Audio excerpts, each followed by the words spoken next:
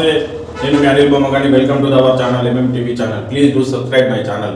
ఈరోజు వార్తల్లోకి వెళ్తే ఏదైతే నిన్న కొడంగల్ వేదికగా జరిగినటువంటి ఆ ర్యాలీని చూసినట్టయితే ఆ జరిగిన ఆ జనసంద్రాన్ని చూస్తే అది విజయోత్సవ సభలాగా విజయం మళ్ళీ తథ్యం అనేలాగా ఏదైతే కేటీ రామారావు గారు కృష్ణార్జునులు లాగా ఏదైతే ఇటు హరీష్ రావు గారు అటు కేటీ రామారావు గారు ఇద్దరు కలిసి కృష్ణార్జునులుగా యుద్ధం చేస్తూ ఏదైతే కురుక్షేత్రంలో యుద్ధాన్ని గెలిచిన పాండవుల లాగా పట్టాభిషేకానికి అతి దగ్గరగా ఉన్నటువంటి విధంగా ఏదైతే లగచెర్లలో కలిసిన అక్కడ నుండి మొదలు పెడితే రోడ్డుబండ కడకానికి సంబంధించిన వాటి నుంచి మొదలు పెడితే కొడంగల్ వేదికగా ఏదైతే కొడంగల్ వేదికగా జరిగినటువంటి ఆ సభను చూస్తే కురుక్షేత్రాన్ని గెలిచిన పాండవుల లాగానే కనిపిస్తున్నది. ఇప్పుడు బీఆర్ఎస్ పార్టీ రథసారథులుగా ఏదైతే హరీష్ రావు గారు అలాగే మరియు కేటీ రామారావు గారు అర్జునుడు లాగా వీర విహారం చేయడం జరుగుతుంది. నిన్నటి సభను ఉద్దేశించి కేటీ రామారావు గారు మాట్లాడుతూ ఇది కురుక్షేత్రమే అని ఊరికి అనడం లేదు, ఇది దుర్యోధనుని అడ్డాగా మార్చుకుని దుర్యోధనుడు ఎట్లయితే ప్రజల్ని హింసించి విధంగా ఏదైతే పరిపాలన కొనసాగించిందో అదే విధంగా ఇక్కడ కాంగ్రెస్ పార్టీ తెలంగాణ రాష్ట్రంలో దుర్యోధనుని పాలన కౌరవ పాలన కొనసాగిస్తున్నది. తమ ఇష్టారీతిగా చట్టాలను న్యాయాలను ధర్మాలను ఏమీ పాటించకుండా అన్ని వర్గాలను మోసం చేయడమే ఎజెండాగా పెట్టుకొని 6 గ్యారెంటీల పేరుతో అబద్ధపు హామీలను గుర్తించి 420 హామీలు ఇచ్చి గద్దెనెక్కిన ఈ రేవంత్ రెడ్డి సర్కార్ బీసీలతో పాటు ఎస్సీ ఎస్టీలు రైతులు మైనారిటీలతో పాటు ఇది కాదు అనేది అనర్గలం అనే విధంగా చిన్న నుండి పెద్ద వరకు మోసం చేయడంలో మాత్రం ఆరితేరిన కాంగ్రెస్ పార్టీ రోజుకో మాట పూటకో అబద్ధాన్ని చెప్తూ పూటలు గడుపుతూ పరిపాలన కొనసాగిస్తాం అనుకున్న ఒక భ్రమలో ఉంది. ఏదైతే పరిపాలన కొనసాగించే క్రమంలో నిన్న ఇందిరా పార్క్ దగ్గర ఆర్ఎంపీ పిఎంపీ డాక్టర్లకు సంబంధించి ఒక ధర్నా కార్యక్రమం నిర్వహించుకోవడం జరిగింది.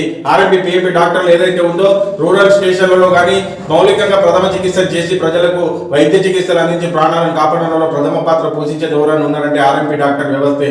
ఆర్ఎంపీ డాక్టర్ అనే వ్యవస్థ లేకపోతే ఎంతో మంది ప్రాణాలు గాలిలో కలిగిపోతాయి. కాబట్టి ఆర్ఎంపీలే ప్రాణదాతలు, ఆర్ఎంపీలే ప్రాణాలను కాపాడే దేవుని కంటే ఒక ఇంత ఎక్కువ స్థానాన్ని ఆక్రమించుకున్నారు.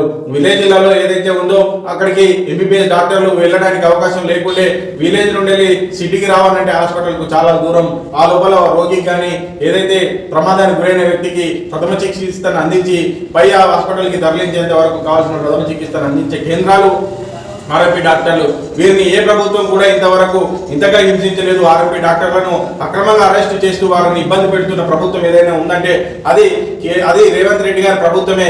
అందుకోసమని కేసీఆర్ గారు ఉన్నప్పుడు మేము సుభిక్షంగా ఉన్నామని ఇప్పుడు మాత్రం ఇలాంటి ఆలోచన కొరువులతో మమ్మల్ని చాలా రకాలుగా ఇబ్బందులు పెడుతున్నాయి. కాంగ్రెస్ ప్రభుత్వం పైన వ్యతిరేకతను తెలియజేయడానికి నిన్న ఇందిరా పార్క్ వేదికగా ఏదైతే హరీష్ రావు గారి ముఖ్య అతిథిగా పిలుచుకొని ఆర్ఎంపీ పిఎంపీ డాక్టర్లు అందరూ కలుసుకొని ఒక సభను నిర్వహించుకొని తమ సత్తాను రాబోయే కాలంలో చాటుతామని, మేము కూడా మాయమాటలతో మోసం పోయామని, ఆ మాయమాటల మోసం తేటతెల్లమైందని, మాకు కూడా జ్ఞానోదయం అయిందని, రాబోయే కాలం అంతా బీఆర్ఎస్ పార్టీదేనని, మరి ప్రజా సమక్షంలో ప్రజలతో మేము రిలేషన్షిప్ లో ఎక్కువగా ఉంటామని చెబుతూ ఏదైతే ఆ తప్పు జరిగింది దిద్దుకోవడానికి అవకాశం లేదు. మన సిస్టంలో రీకాల్ సిస్టమ్ లేదు కాబట్టి. కానీ ఒకవేళ కనుక రీకాల్ సిస్టమ్ ఉంటే రీకాల్ సిస్టానికి కనుక ప్రజలకు హక్కును కల్పించి భారత రాజ్యాంగంలో ఉంటే ఇప్పటికే రేవంత్ రెడ్డి సర్కార్ని దించివేసేవారని, ఇప్పటికే ప్రభుత్వం తన అస్తిత్వాన్ని కోల్పోయి ఉండేదని నేను తెలియజేయడం జరిగింది.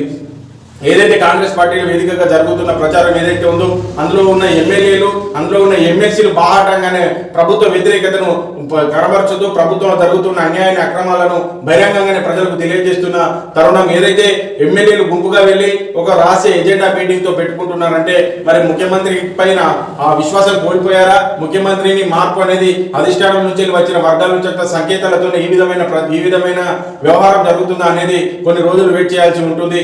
ఏదేమైనా ఫిరాయింపు ఎమ్మెల్యేలను నేనున్నానని అన్నింటికి నేనే భరోసాని తీసుకుని వెళ్ళి నమ్మించి ఈ పార్టీ నుండి వెళ్ళి ఆ పార్టీలోకి తీసుకొని పోయి అవకాశవాదులను మాత్రం ఇంట్లో నుంచి అందరూ తీసుకొని వెళ్ళిన తీరును అందరూ తప్పు పట్టడం జరిగింది.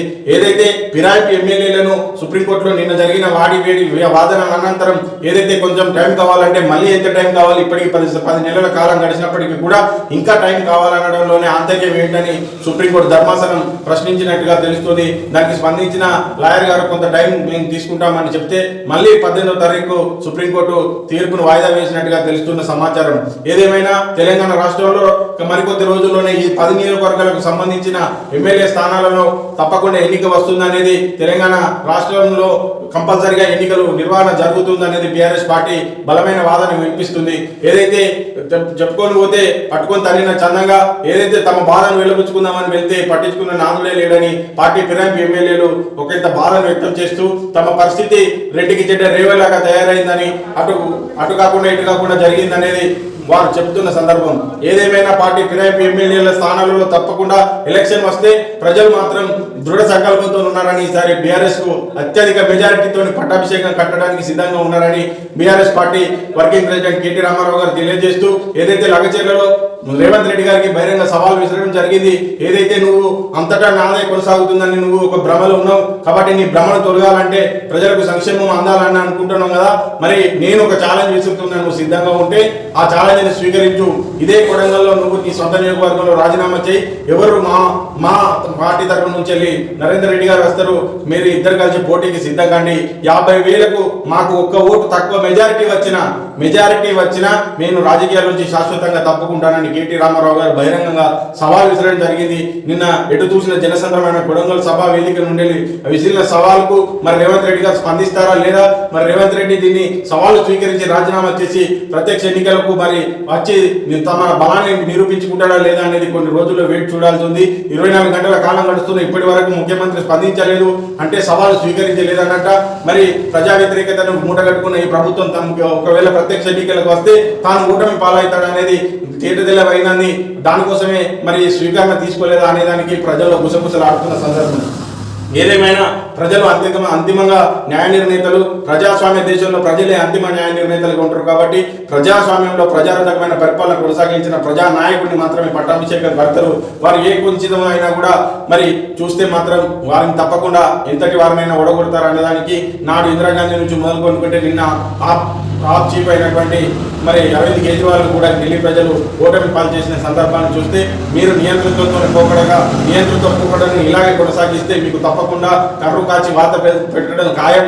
ఏదైతే ఢిల్లీలో గుండు సున్నా ఇచ్చారో తెలంగాణలో కూడా గుండు సున్నా ఇవ్వడానికి ప్రజలు సంసిద్ధంగా ఉన్నారని బీఆర్ఎస్ పార్టీ మరియు ప్రజా సంఘాలు అని కోరుతున్న సందర్భం. ఏదైతే 42% రిజర్వేషన్ అనేదాన్ని ప్రకటించకుండా ఎలక్షన్కి వస్తే మాత్రం బీసీల ఆగ్రహానికి గురవుతారు. బీసీల నుంచి వచ్చే వ్యతిరేకతను మీరు తప్పకుండా మూట కట్టుకోవాల్సి వస్తుంది. మీకు బీసీ నాయకత్వాలలో ఉన్నటువంటి నాయకులు కూడా దీన్ని ప్రజా అధిష్టానం దగ్గరికి తీసుకువెళ్ళాలి. మీ నాయకులకు చెప్పి ఈ బీసీ డిక్లరేషన్ అనే డిక్లరేషన్ కంపల్సరీ చట్టబద్ధత కల్పించాలని ప్రజా సంఘాలు, బీసీ సంఘాలు అన్ని కోరుతున్న సందర్భం. ఏదైతే నిండుకుండలో ఉన్నటువంటి గోదావరి ఎడారిగా మారింది, రాబోయేది శివరాత్రికి అంటే ఈ తెలంగాణ ప్రాంతంలో అందరూ కంపల్సరీగా గోదావరి పర్వక ప్రాంతంలో ఉన్నటువంటి ప్రజలందరూ స్నానానికి వెళ్ళి ఆ రోజు రావాల్సి ఉంటుంది. ఇప్పుడు కనీసం కసికెడు నీళ్లు లేని ఎడారిలాగా మారినటువంటి గోదావరిని అప్పుడు నిండుకుండలా కేసీఆర్ గారు ఉన్నప్పుడు నిండుకుండలా ఉన్న గోదావరి ఇవాళ చుక్క నీళ్లు లేని ఎడారిలాగా మారిందని మళ్ళీ ఆనాటి రోజులను తీసుకొస్తామంటే మేమేమో అనుకున్నాం, ఇందిరమ్మ కాలం నాటి మళ్ళీ పాలన తీసుకొస్తామంటే మేమేమో అనుకుని మోసపోయామని ప్రజలే గగ్గోలు పెడుతున్న సందర్భం.